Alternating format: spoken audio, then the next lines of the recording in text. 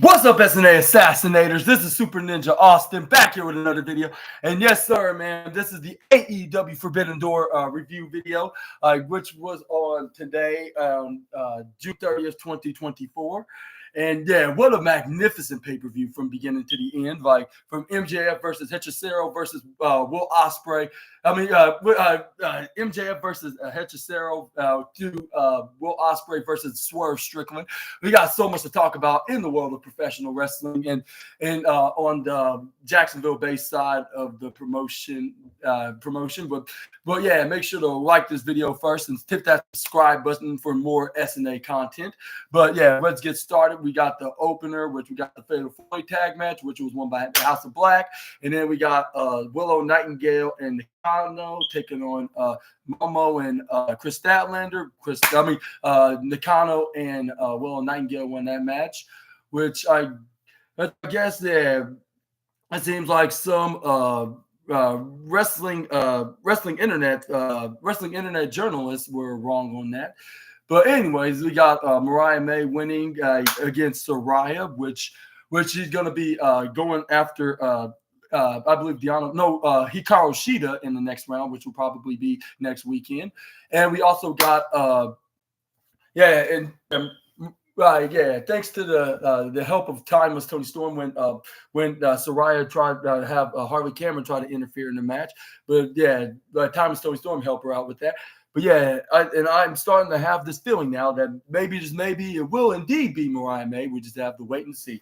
But anyway, this is where we start off with Hechicero taking on MJF. This is where we got the match starting with them. This is where we got Hechicero to try to do the best he can to try to defeat the Salt of the Earth. This is where MJF managed to.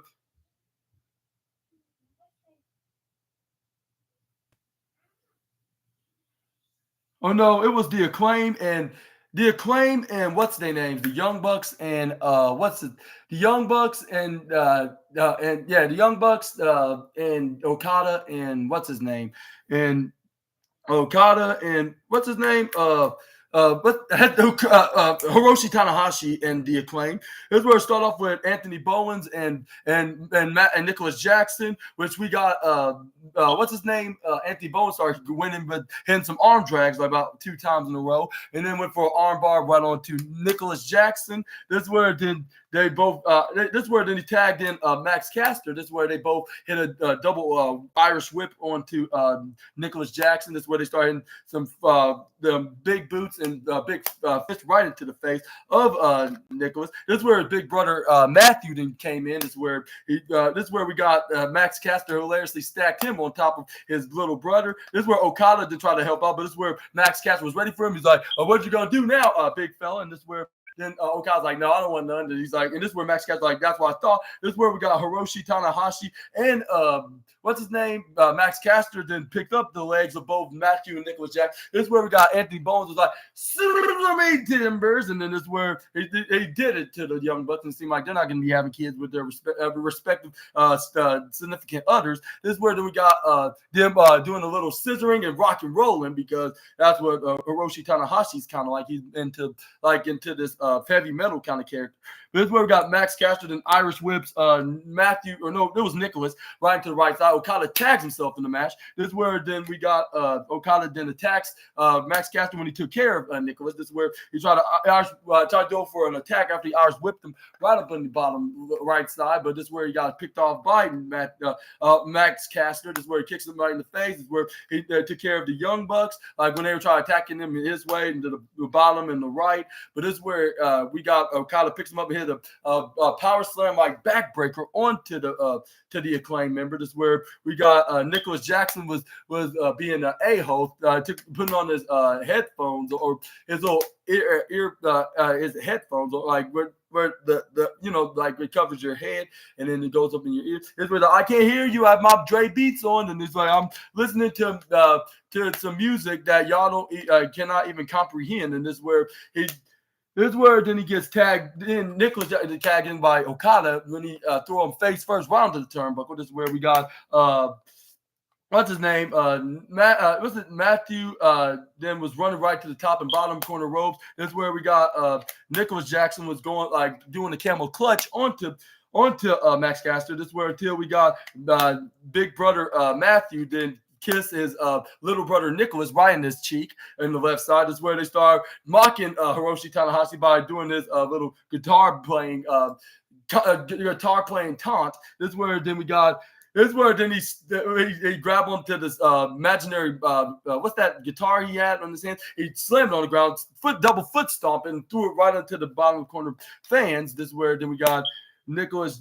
No, it wasn't Nicholas. Matthew then grab onto Max Caster. This is where he sends him right to the bottom right side. This is where then he then tags in his little brothers. Where fans are like, yeah, F the Young Bucks. Yeah, they were using some very non-PG language until like we got Max Caster finally came back, and then he came and went for a tag right onto Hiroshi Tanahashi. This is where we got Hiroshi Tanahashi trying to do the best he can, like the beat the Rainmaker. This is where at first Okada tried to go for a Rainmaker, but this is where we got Hiroshi Tanahashi counters, try to go for his maneuver, but that flopped, and then we got a guarantee like of Okada hitting the Rainmaker to get the 1, 2, 3, and the winner of this match, the Young Bucks and Kazuchika Okada, also known as the Elite. And yeah, I think this made sense right here, so we can have them. They could do a little teaser here that they're possibly gonna lose their tag team and Continental titles respectively, but not at this time. Like even if they did lost, like that's a good sign. That's good, which is good for them, and when it comes to them being champions. But this is where we got Okada to try to go for a Rainmaker one more time. He would have got away with it if it wasn't for a meddling daddy that came there and helped out his sons, which he's not biologically related, but he in the wrestling world he is. Like to the Acclaim and now Tanahashi. This is where then he goes for that's where he went for save, scared off what's the name, Okada. This is where they check on Hiroshi Tanahashi because he don't look like in a good shape. But this is where then we got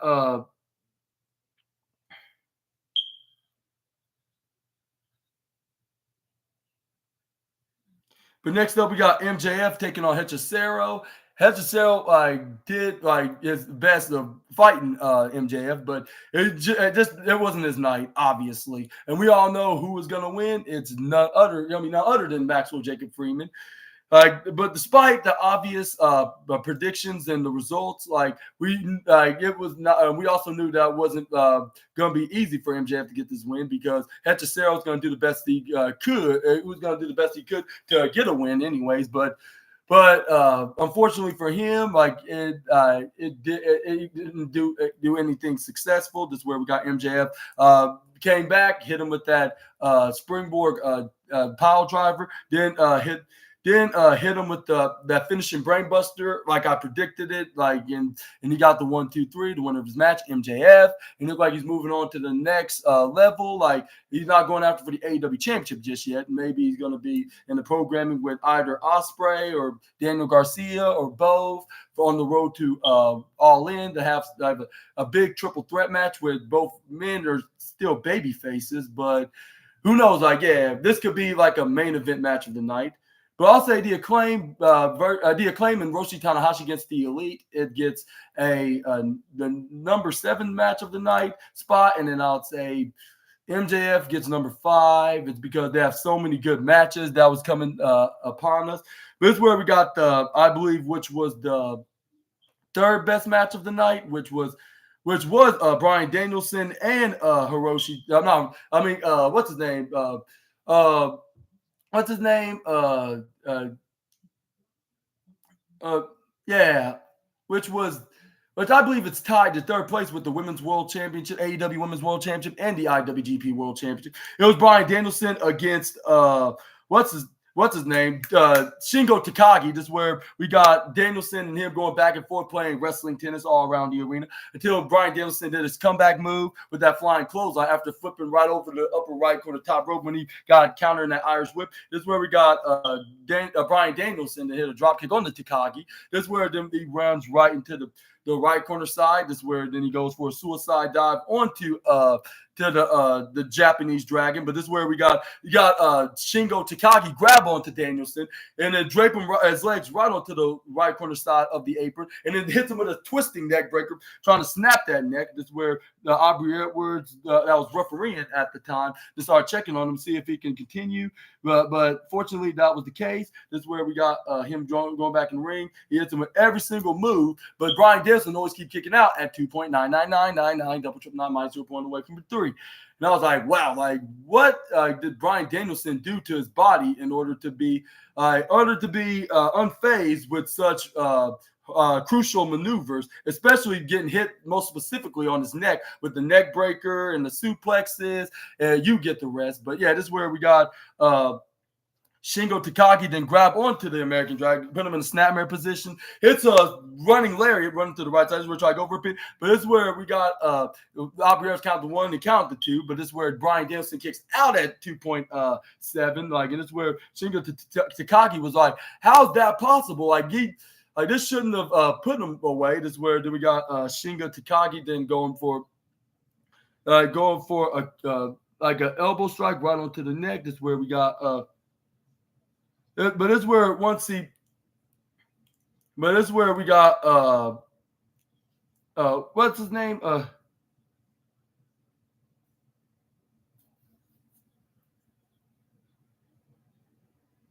what happened was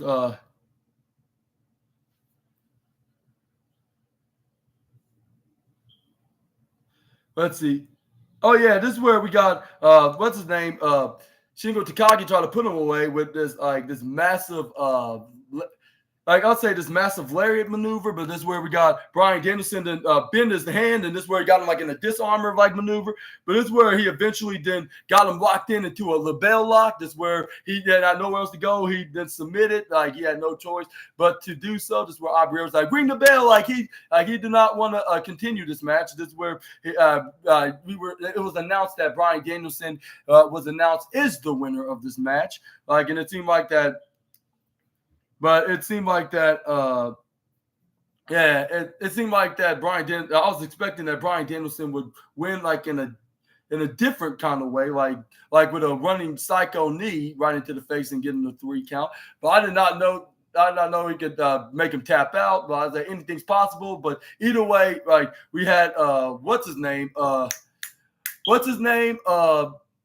But this is where we got Bryan Danielson that went up to Shingo Takagi. This is where he then tried to go for a handshake of respect. This is where we got Shingo Takagi declined. This is where this is where Nigel McGuinness like, yeah, I don't blame him. And I was like, dude, like, what is up with you having some kind of vendetta against the American Dragon? Like, I cannot believe Nigel. But anyways, like, yeah, that's why he's a complete moron, but this is not going to be the last time he's going to sound like a complete idiot. But let's move on to the next slide. This is where we got the AEW Women's World Championship, and it's on the.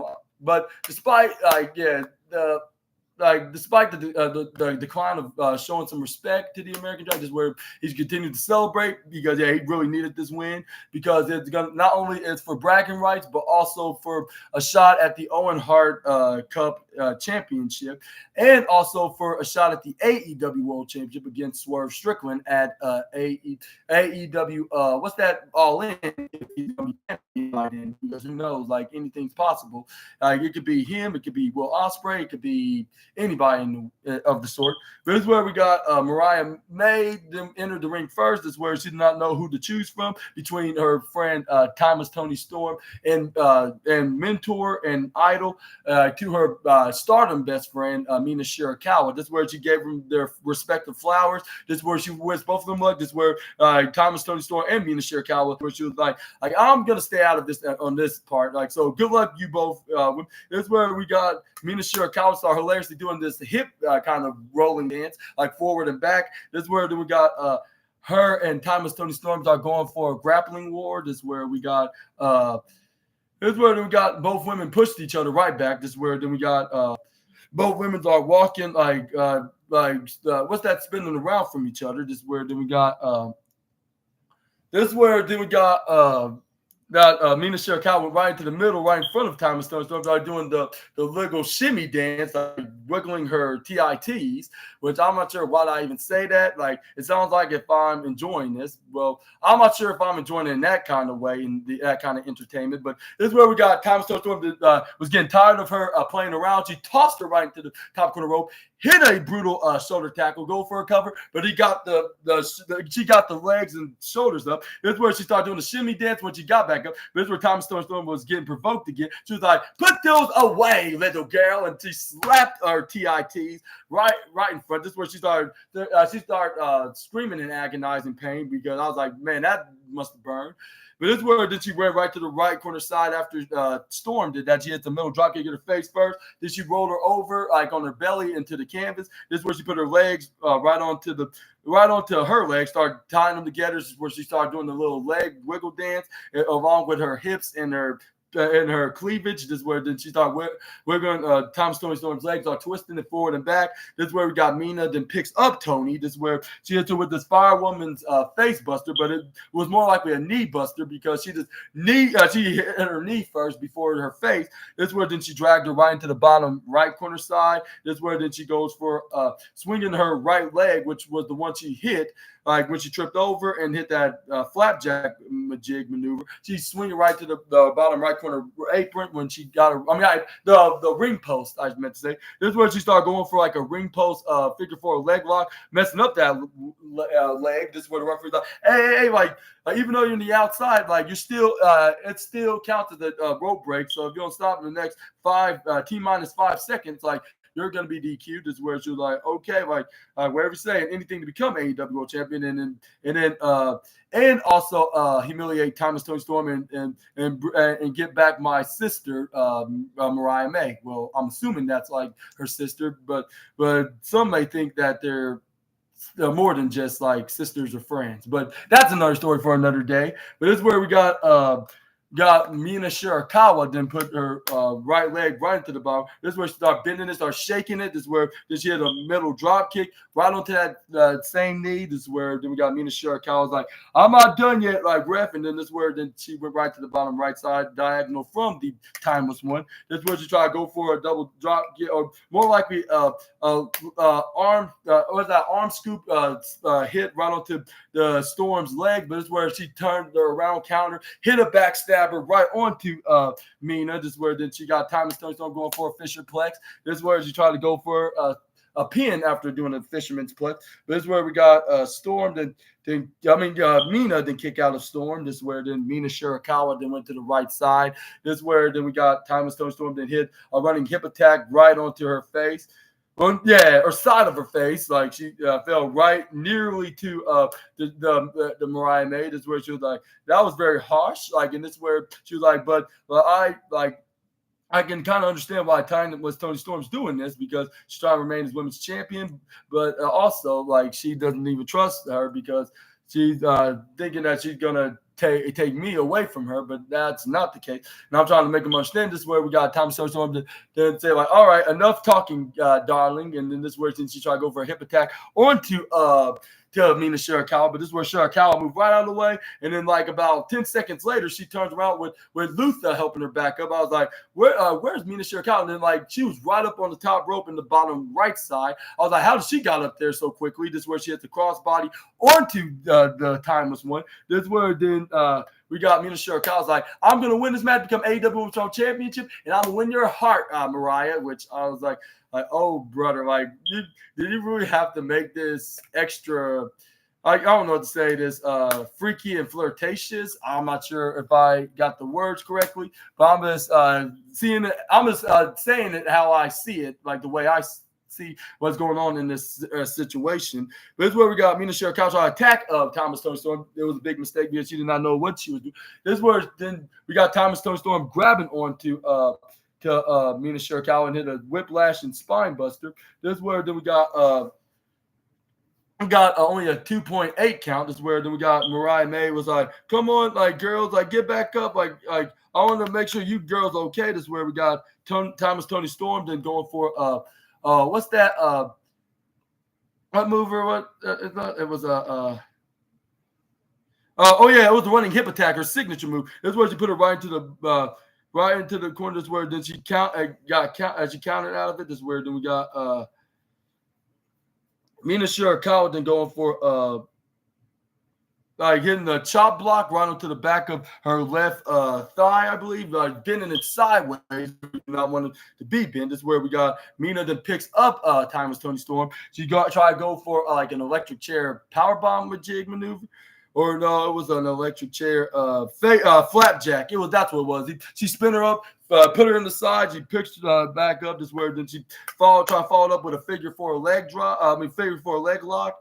I say leg drop. I don't know where I stumbled my words there. This is where we got this is where she got locked in. Timeless Tony Storm's like, let go, like I'm not surrendering. This is where that me and Shirakawa's like, okay, then we can do this all night, and then until your legs are weak or too weak to handle it, and then it's gonna snap like a twig. This is where Timeless Tony Storm's like, never, like I'm gonna turn around. This is where right after they said all this, this is where they started slapping each other, playing wrestling slap tennis. This is where we got Timeless Tony Storm rolled her over. This is where we got Mina Shirakawa then rolled back up into the figure 4 leg right. This is where we started slapping each other again. Once we got Mina Shirakawa got in her back right where she wanted her. This is where she was bending bad and worse like than before. This is where we got Timeless Tony Storm try to grab onto the ropes, and then she eventually did it with her left hand, or was it her right hand?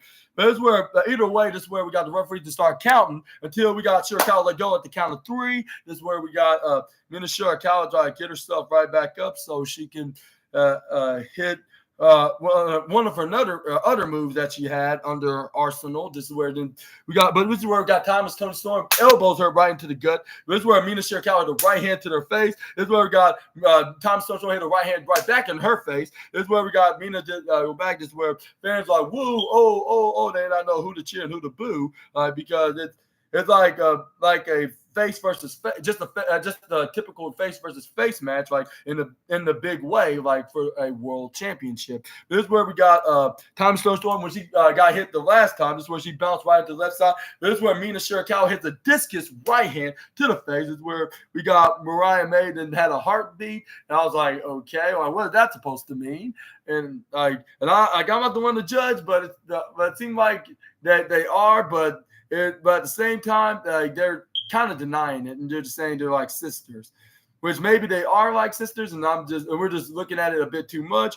But it's where we got Timeless Tony Storm then going for a top suplex, but Mina Shirakawa then countered and then try to knock her right back down. This is where she started repeatedly hitting some forearms repeatedly into the face of the Timeless One. This is where then she tried to go for like a top rope like a top rope swinging neck breaker or something like that. This is where then we got a diving DDT. This is where the Mina Shirakawa then going for a origin C like of a DDT. This is where then she go for a pinfall, like after she hits a double those TV DDTs, like the Avalanche DDT in the regular room. But Timeless Tony Storm kicked out at 2.999999999, double triple 9 0 point away from being through. And I know we know better that Timeless Tony Storm is going to win this match, but they made it look like if Mina Shirakawa was actually going to win. Like, it was pretty perfect. It was like how we expected it to be, except for the ending. But this is where we got Mina to try to go for her reverse flying DDT maneuver until Timeless Tony Storm hit the forearm and then followed up with a German suplex. This is where she landed right onto the bottom turnbuckle on the upper right corner side. This is where we got Timeless Tony Storm eventually hits her with the running hip attack. This is where then she grabbed onto Mina Shirakawa. This is where then she tried to do a sit-out pinfall on a high stack, but this is where then we got what's her name? Mina then kick out at 2.99999999999999999. Like this is where then we got Timeless Tony Storm to try to go for what's that called? The Storm Zero. But this is where we got Mina Shirakawa then flip right out over into a hammerlock, like what's that? Like a hammerlock spider walking roll up, which is kind of like the most devastating move in all of professional wrestling. This is where Thomas Tony Storm kicked out at the last second. It looked like she was about to win at this time again, just by a random roll up. But luckily that didn't happen. That'll be humiliating from the Thomas one. But this is where we got what's her name? Thomas Tony Storm hit a big boot into the Mina Shirakawa's face. This is where we got Mina Shirakawa hit a big uppercut to her face. This is where then she followed up with her big lifting up, like weightlifting reverse DDT onto Thomas Tony Storm, which I believe that's her other finishing maneuver. But once she tried to go for a pinfall, she only got a 1 and she only got a 2. But right at .99999 double triple nine, Thomas Tony Storm got the shoulder up. And I was like, wow, when I was like if Thomas Tony Storm gonna retain here, when she's gonna do it? Now is the perfect time. Maybe she's trying to make sure that she runs fully out of her energy so she can capitalize onto the Stardom Trios champion. This is where we got Mina then hit a swift kick right into her head, just let her doing that so she can play possum with her. This is where we got Storm nearly got the win, when she flipped her right over to a wheelbarrow roll up. This is where she only got a 2.999 though. This is where she hit a 2 consecutive headbutts. This is where we got Mina to try to go for a back fist and the forward clothesline. This is where she got a release German suplex, and then this is where she finally ended with a Storm Zero. This is where she goes for a pin, she gets the 1, 2, 3, and the winner of this match, and still the All Elite Wrestling Women's World Champion, and it's timeless Toni Storm. But yeah, I want to give a ginormous congratulations to the current champion, and we all knew this was going to happen. But this is where we got Justin Roberts announcing this, along with the New Japan ring announcer, to translate exactly what exactly Justin Roberts is saying in English, and he's saying it in their own native language of Japanese. But this is where we got Mariah May to say, yeah, congratulations, Mom, or Tony, or whatever that Tony would like to be referred to by the protege. This is where then she was like, I congratulate you. This is where she was like, but can you do me a favor and then show some respect to my friend Amina over there? This is where then she was like, even though I don't want to and I despise her and she's trying to get rid of me so she can have you all to herself, but I can live with that. And then this is where she was like, okay, she forcefully picked up Mina Shirakawa, but she showed some respect by giving her a handshake. But this is where Mariah May wasn't satisfied yet, because she commanded Timeless Toni Storm to hug it out with Mina, and then said the same to Mina. This is where the fans were chanting "hug it out." This is where they were hesitating at first, but it was like, oh, what the heck? What's the point of not doing it at all? If it's not gonna do any harm. This is where then they hugged it out. But this is where then we got Mariah May then asked both Mina and Tony to do a little tip kiss do a 3-way tip kiss, which they did. And this is where they were hesitating to puckering their lips to each other. This is where they did so of that as well. This is where they all three celebrated, and it seemed like we got some kind of a new alliance, all thanks to Mariah May. I should say a trios alliance, because there was already a duo with her and Tony, but they just added Mina as the third woman into the friendship. But yeah, let me know down in the comments and what your thoughts on. I think this ties the third best match of the night, next to Moxley and Naito and Danielson and what's his name? Naito and what's his name? Shingo Takagi.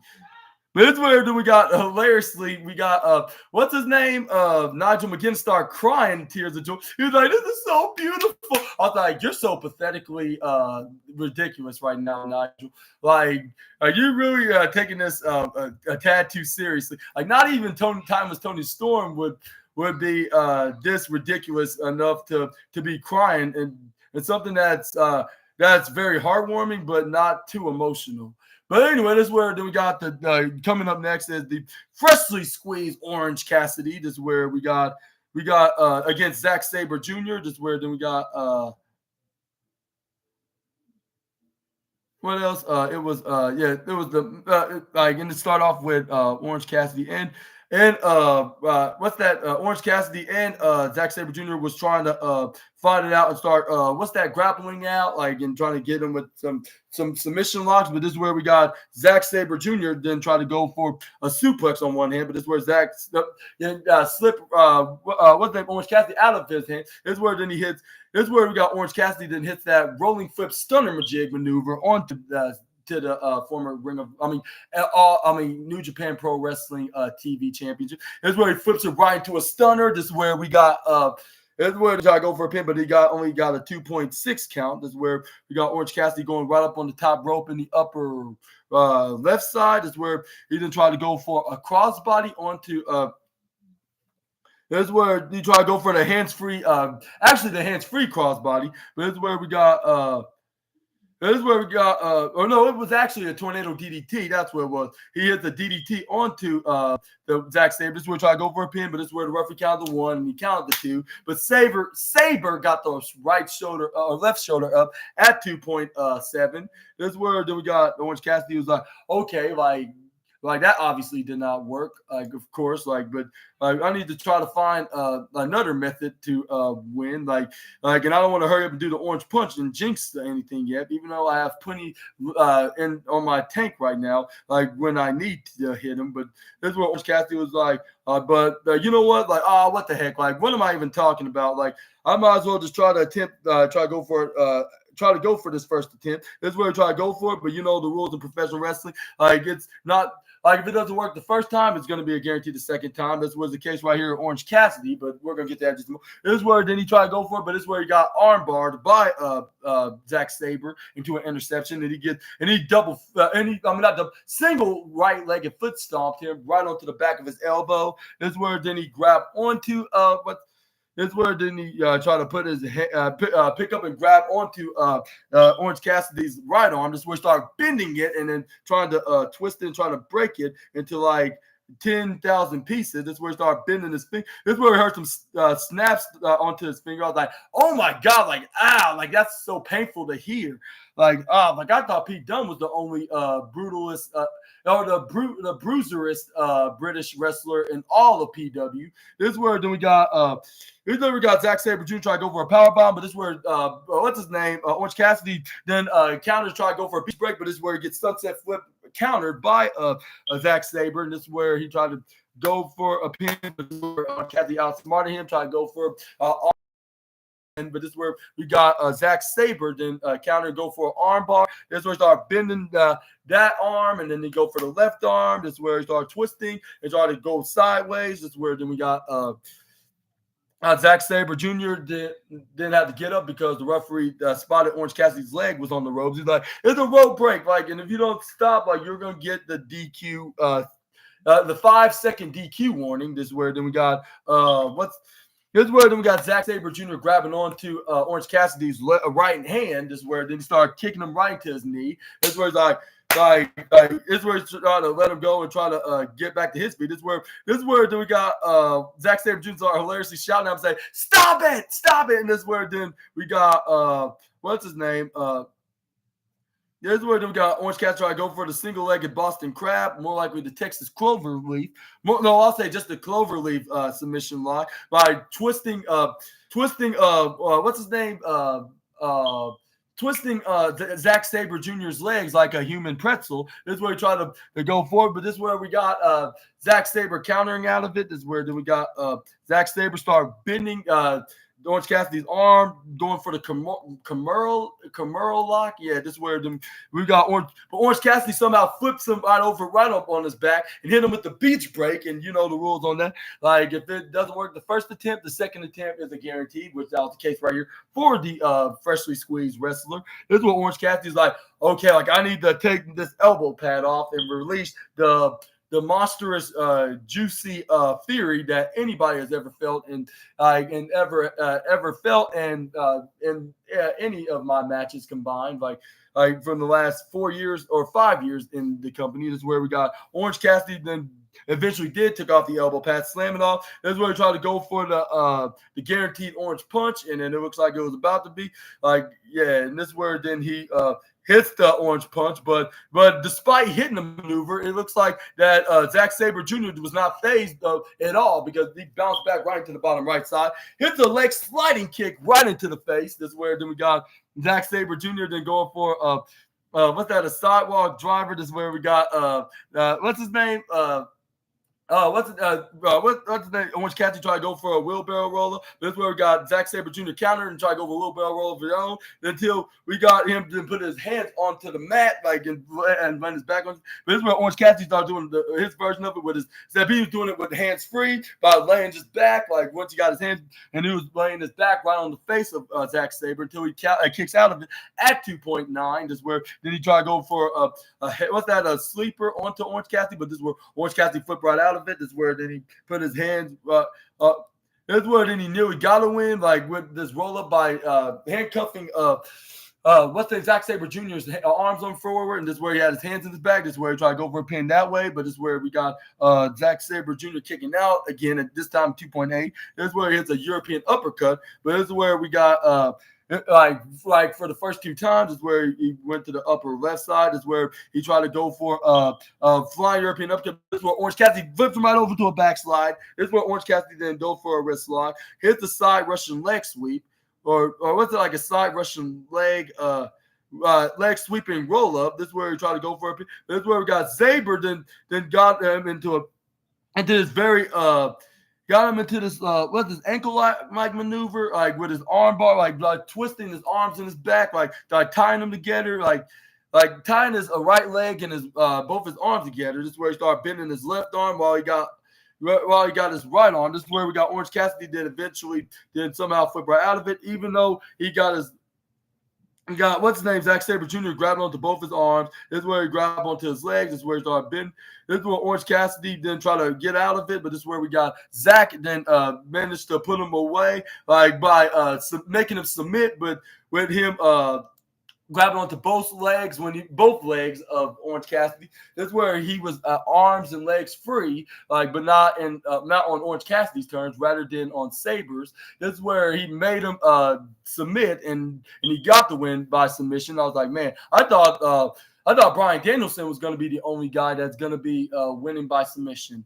But let's move on to the next slide. But let me know down in the comment section right down below in this match. Do you think Zack Sabre deserved this win? I was thinking maybe he does for the bragging rights of New Japan. And also the last time when they fought, even though it was in a fatal four-way match, Orange Cassidy was victorious when he was the International Championship. But this is where then we got Zack Sabre Jr. got back up. This is where then Here's where the Zack Sabre Jr. was like, that wasn't an easy task, but it was all worth it. This is where we got Zack Sabre Jr. looking like he was about to shake Orange.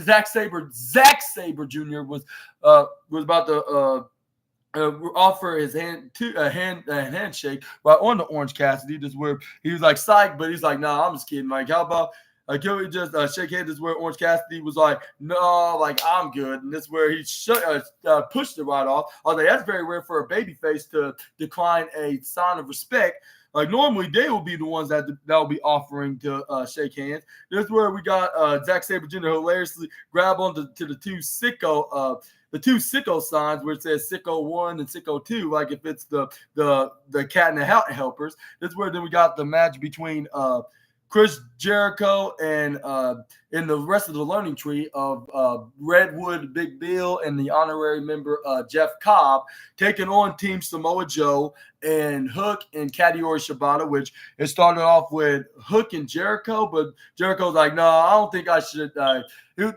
after he's like, okay, you want to fight little big boy, like we can do this right now, like we can see who's exactly the one that's actually learning. This is where then we got Chris Jericho then tags in Jeff Cobb, and he was like, you take care of him. At first, Hook was bringing them the fight, but this is where we got what's his name? Jericho then then gets tagged in by Jeff Cobb after he got the upper hand on it. This is where he knees him right into the right corner rope. This is where he then referee was telling him like, all right, 1, 2, 3, 4. And this is where the Jericho hilariously said was trying to tell Aubrey Edwards how to do her refereeing job because he is a teacher character in AEW. This is where then we got but this is where we got, it was all just a distraction. This is where one side, we got Brian Keefe attacking not Orange Cassidy. I'm thinking of the Zack Sabre Jr. This is where he hits a hot shot on the hook. And this is where then Jericho hilariously said, thanks, guys. And then this is where he sent it to the crowd onto the right side. This is where he hits a leg drop right on the hook. This is where then he tags in Big Bill. This is where Big Bill then hits a big boot. This is where then he go for a big elbow drop like about 2 times in a row. This is where then he picks up the 25-year-old. This is where he tags in Jeff Cobb. This is where then Jeff Cobb hit a headbutt right onto to Hook. This is where then he go and hit him with a fallaway body slam onto the former FTW champion. This is where then the current New Japan Strong television champion to try to go for a pin. But this is where we got only a 2.2 count. This is where he hits a standing moonsault. This is where he try to go for a pin, looking in the camera, say like cheese. And then this is where we got Hook and kicking out at the last second at 2.7. This is where then we got Hook then flip right out of the back suplex, went right to the top corner rope. This is where then he ducks out of a clothesline out of Jeff Cobb, hits a flying clothesline from the bottom corner rope. This is where then he was heading over to Katsuyori Shibata and Samoa Joe. This is where he tags in Katsuyori Shibata. And this is where then we got a big boot right onto Big Bill, right onto him. This is where he started hitting his comeback move onto to Jeff Cobb. This is where he hits a running haluva kick right to the face onto Cobb in the bottom left side. Chris Jericho tried to intervene, but this is where he gets thrown right onto the outside by the young Japanese star. This is where he started hitting some punches, chops, like if he's John Moxley, but it only got him the number 6 spot in the envy list of the Ligne Generale. This is where then we got him hitting a missile drop kick onto Jeff Cobb. This is where then we got Samoa Joe then throw the Hook right onto Cobb. This is where then we got Samoa Joe then hit a big close onto him. This is where we got Katsuyori Shibata then hits a landing drop kick right onto the face, right on time. This is where then we got right on time onto the strong television. And then this is where he hits a single underhook suplex. Samoa Joe followed that one up with a running what's that, senton onto the Jeff Cobb. This is where Shibata tried to go for a pin, but he only got 2.3. This is where he didn't try to go for the Jowatami armbar. This is where then he but this is where Big Bill came for the save and medal with the team, the babyface team. This is where this is where we got Jeff Cobb got back up. This is where he tried to take advantage of this moment to try to tag in either Jericho or Bill. This is where then we got Jeff Cobb that hit the fallaway slam onto Shibata. This is where then he hits a clothesline right onto the Hook off the apron. But this is where he tried to go for a right hand on Joe, but Joe dodged out of the way, which was a smart move from the Samoan submission machine. No selling it whatsoever. Like if it was a top rope maneuver or springboard maneuver. Again, this is where we got Hook to try to go for the exploder suplex. But this is where then we got Jeff Cobb pushes him right to the upper left side. This is where try to go for a big splash, no one home because we got Hook then smartly move out of the way. This is where we got Big Bill and not Big Bill. He finally hits Jeff Cobb with a signature move, the T-bone suplex, which it wasn't guaranteed. It wasn't successful the first time, but it was the second attempt. But this is where we got Chris Jericho then going for a code breaker, but this is where he only kicked out 2.99999 double triple nine, might as well going away from you. This is where we got Jericho try to go put him in some kind of like a power slam position, but this is where we got Hook and flip right out of it, try to go for a sleeper. This is where then we got Samoa Joe going for the the Kokita clutch onto the what's his name to Jeff Cobb, while we got Hook. They got countered by Jericho with the pinfall, but this is where he got hit with a German suplex. This is where we got Hook and hilariously hit his version of the Judas effect, insult to injury to the teacher of the learning tree. And this is where he goes for a pin. He gets the 1, 2, 3, and the winner of this match, Hook, Katsuyori Shibata, and Samoa Joe. And I want to give these guys a big congratulations on their latest victory. But yeah, this definitely gets the fourth place spot of the best match of the night. But this is where we got both men's like, yeah, like we did it. We definitely taught the team Loser Express to that like who's the true teachers in the business in AEW. But this is where we got the ladder match was coming up next, with them doing a little celebration.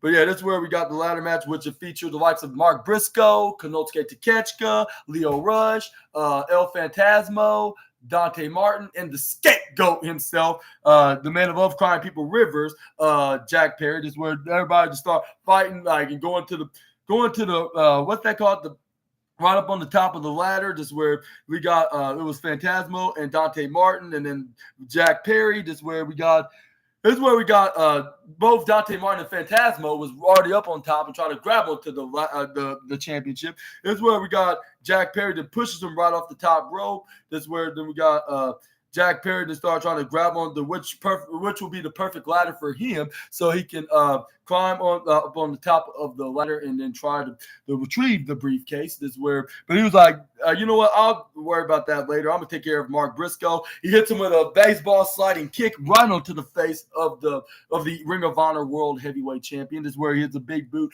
right into his face. This is where we got Jack Perry then look at a very tall black ladder. This is where he's like, nah, this is no good. This is where then we got the scapegoat then also look right beneath the ring. This is where he found some tables. This is where he brought them out. Fans were lividly excited. This was like, yes, thank you so much, Jack Perry. Like, you reading our minds right now. This is where we got Jack Perry to start putting the tables up. This is where fans like, we want tables, even though we don't want you to put the tables up. Oh, before I continue more into to this ladder match, I want to tell you guys, like, I was right about the 6-man tag match. Like, it was like exactly how we were predicted, like I did yesterday on my Collision review video, like when I said, like, if Jericho revealed his third member of Team Jericho Learning Tree, then it looks like he's going to be losing that match against Joe and Hook and Shibata. But if he don't reveal him until the night of, like on Forbidden Door, then we're going to see Team Learning Tree get the victory. So I guess I was right on the statistic, but this is where we got Jack Perry to attempt to go for a pile driver right onto Leo Rush, but this is where Leo Rush counter out it. This is where he go right up on the inside the ring. This is where then he hits a hot shot right onto the top rope. This is where we got Dante Martin going for a diving drop kick onto the Jack Perry. This is where we got Mark Briscoe and Konosuke Takeshita then start fighting over a ladder. This is where then we got Mark Briscoe then set up the ladder exactly on the apron. I was like, wow, I never saw this in pro wrestling before. Like, don't tell me WWE's going to copy this off like 6 days from now at Money in the Bank.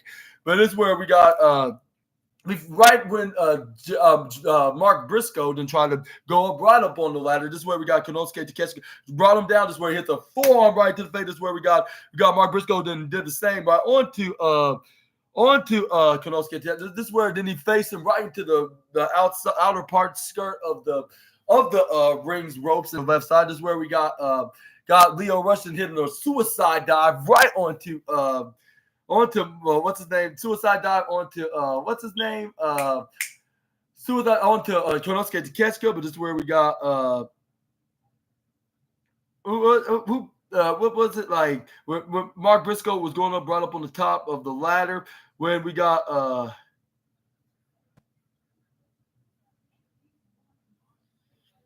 this is where we got it was that's where we got what's his name? Dante Martin to try to set up the table to put what's his name? Jack Perry on there. This is where he tried to help out Mark Briscoe. This is where Mark Briscoe tried to go for the splash onto right off the top of the ladder, but he missed him by an inch. He only got the edge part of Jack Perry, but it made the table flip right forward into the top corner. This is where then we got Dante Martin. Like, how is that? Like, normally it would just break right through, like in the middle. This is where we got That's where we got Dante Martin's like, you know what, forget it. Like I'm with Leo Rushton, went face to face with him. This is where they try to grab him to the line, but this is where they're like, you know what the heck, like yeah, we're just gonna try to reach it. Like, and whoever gets it first becomes champion. This is where they said deal to each other. This is where we got Konosuke Takeshita stops Dante Martin by EVPs are complete now because all four members have a championship. With the Young Bucks, start off with them becoming the new All Elite Wrestling Tag Team Champions, all thanks to the Scapegoat. Then Okada beat Eddie Kingston to become the AEW Continental Champion, and we also got now Jack Perry won a vacant TNT championship. He actually earned it, and he didn't need to be handed the championship in order to be known as the new TNT championship in the next one as well. But yeah, I would say I'll give this match the sixth place spot. Like yeah, it was because yeah, we got some other matches that was pretty good. Like to that like on the top 7 list, I guess you could say. Which we got 3 matches tied in the third place spot. Yeah.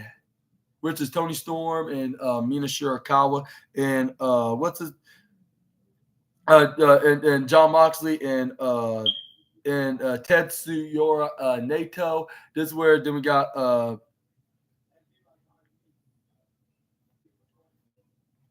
but yeah, next up we got the TBS and the New Japan Strong Women's Championship match, title for title, like CEO versus I guess Hellish Goat, I guess you could say. I'm not sure, like what the name Stephanie Vacker, but it was Mercedes Moné versus Stephanie Vacker, which I think that it got it's the second best match of the night. Let's hope I'm not going to be criticized and have some backlash of saying this on my review video. But either way, like this is my video, my podcast, my review. So I'm just gonna choose what gets the first place, second place, third place, fourth place, fifth place, all the way to number 10, I suppose. But there's only like about I think there's like 11 matches on the card on the main show. So, that's how it's going to be. Well, except I'm not sure if it's going to be number 10, maybe the number, I would say ranked in number 8 matches, like 8 matches of the nights, which the first one goes, the main event, obviously. Second, the title for title. And then third place between Danielson and Takagi, Moxley versus Naito, Storm versus Shirakawa, and then it was this and also we got and what's the name and then you got fifth place spot. Oh no, fourth place was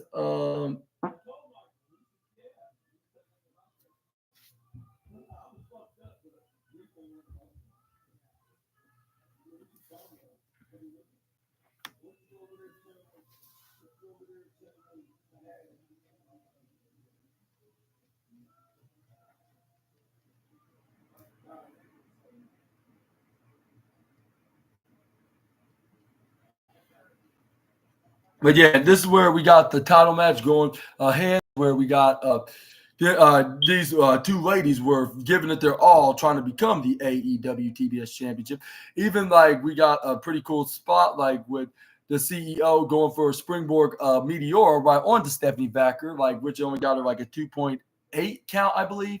But this is where once she got her right into the what like trying to, but this is where then she tried to go for a baseball sliding maneuver, but this is where she got countered. But luckily, Mercedes Moné then countered and going for like a arm drag onto Stephanie Vacker. This is where we saw her then going for like some kind of double knees maneuver, but this is where she got countered. This is where then we got Stephanie Vacker then hits what's that dragon screw right onto the CEO, landing her right onto the ground, bending her leg back. I was like, oh, like that's very painful. And then the one thing I noticed that we got the CEO herself was getting all bruised up, like from taking some punches and chops, like right onto her waist area. I was like, yeah, if that does not show that that wrestling is if that does not show that wrestling isn't fake, I don't know what to tell you, the skeptics. But anyways, this is where she got to go for a pin. This is where she only got a 2.999 count, I believe. This is where she goes for double knees and going for what kind of dive was it that you were trying to go on to the CEO? It was what kind of dive was it? It was like some kind of a I think she was trying to go for one, but I think Monet countered out of it. This is where she goes for like an avalanche neck breaker right onto the AEW, not AEW, the New Japan Strong Women's Champion. Is where then we got her going for like this backslide maneuver, trying to go for the Monet maker. At first, like it was not working for her. I believe like she was kind of double cursed right here, unfortunately. But luckily, we're gonna luckily we're gonna be talking about what happened at the end, which it's a happy ending, by the way. Just be patient for me to talk about that. This is where we got Stephanie Vacker trying to go for her finishing maneuver, but she failed poorly, like with Monet flipping right out into like a flying head system maneuver. This is where then she goes for like a her crossface maneuver, which she used to call it the bank statement. I think she changed it into like a totally different name now. I'm just not sure what's it called now. I know her new finishing move that's like a gory bomb turned into a DDT. Yeah, she go for a crossface. That's where she nearly had it won, but this is where we got Stephanie Vacker eventually grab onto the ropes, counter out of it. This is where then she what move did she hit next? It was